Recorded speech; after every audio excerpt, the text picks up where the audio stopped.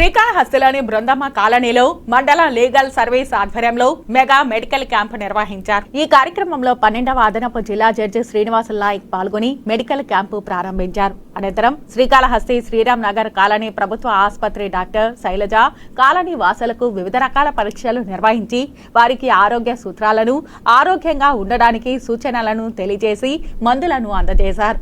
12వ అదనపు జిల్లా జడ్జి శ్రీనివాస నాయక్ మాట్లాడుతూ హైకోర్టు ఆదేశాల మేరకు న్యాయ సేవాధికారి సంస్థ ద్వారా అందించే సేవలపై విస్తృత అవగాహన కల్పించేలా కార్యక్రమాలు నిర్వహిస్తున్నామని చెప్పారు. అందులో భాగంగా నేడు మండల లీగల్ సర్వీస్ ఆధ్వర్యంలో మెగా మెడికల్ క్యాంపు నిర్వహించి పేదల ఆరోగ్యం పట్ల తీసుకోవాల్సిన జాగ్రత్తలను తెలియజేశామన్నారు.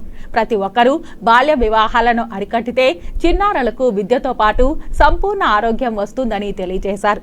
తద్వారా సమాజం పురోగతి చెందుతుందని, కాబట్టి చిన్నారుల తల్లిదండ్రులు వారి పిల్లలకు వివాహం చేసే సమయంలో బాల్య వివాహాలు చేయకుండా సరైన వయసులో వివాహం చేసి పిల్లల భవిష్యత్తును కాపాడాలని తెలియజేశారు.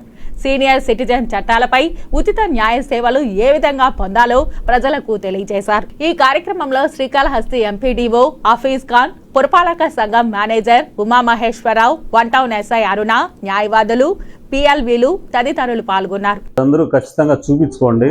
ఏ ప్రాబ్లం ఉన్నా కూడా డాక్టర్కి చెప్పండి. పర్సనల్గా కూడా వాళ్ళని మీట్ అవ్వండి. డాక్టర్ని మీ ప్రాబ్లం చెప్తే వాళ్ళ ట్యాబ్లెట్లు ఉండేటివి ఇస్తారు, లేనివి మెడికల్ షాప్లోనా కొనుక్కుందాం, పర్వాలేదు. వెళ్ళాలి. కౌన్సిలింగ్ కూడా చేయించుకోండి.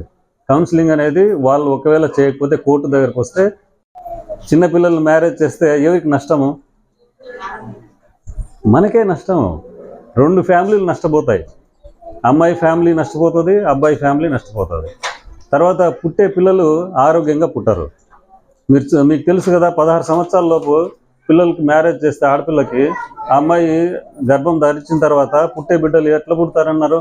అవిటివారు, చెవిటివారు, మూగవారు, సరిగా మైండ్ పని చేయని వారు, వీళ్ళే పుట్టేది. వాళ్ళు పుట్టిన తర్వాత మన స్కూల్లో చదివిపిస్తే వాళ్ళకి చదువు ఎక్కడ వస్తుంది? ఎప్పుడు ఇంకా వాళ్ళ జీవితాంతం మన హాస్పిటల్ చుట్టూనే తిప్పాలి.